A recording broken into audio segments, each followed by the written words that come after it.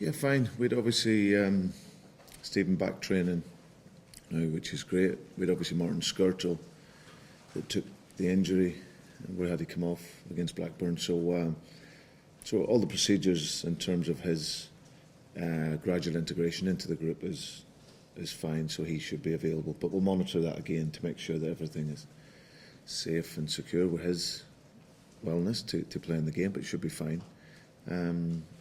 Jose Enrique's been in and out of training, so we'll monitor him over the next couple of games. Great news, young John Flanagan's back in training with the group, which is great. So, but again, having to just gradually introduce him into the training. So, and Joe Allen back and fit and well. So yeah, the injury's starting to return. It'll be useful, won't it, to have players starting to come back and fit again for what is going to be, I'm sure, a very exciting running. What's your assessment of the race for the top four spots? I think it's going to be very tight. Of course, if you look at the teams, a number of the teams actually, of course, have been up there for a lot of the season. We've rejoined the race for that in the last 3 months, but we're really looking forward to these remaining games now. Everything counts in the games. You know, we just need to ensure we continue to be aggressive in our game and give everything that we have between now and the end of the season. So, but as you see, the points total is all very close and all very tight. But for ourselves, we just have to focus on the next game, and we know we need to continue playing and working as hard as we have been. And that next game is Swansea at home. We've been in a good run this season. I think it's 3 defeats in 14 games so far this season.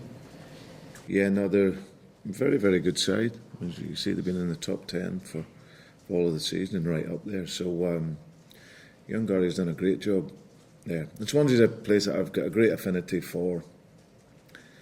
You know, I'd spent 2 years there, and the football club welcomed me straight away. You know, Hugh Jenkins and the board were amazing for me. They gave me great freedom to work. And then outside of that, the people of the city and beyond were so welcoming for me, and I had a wonderful time there. So I have a great affinity and like to see the club do well.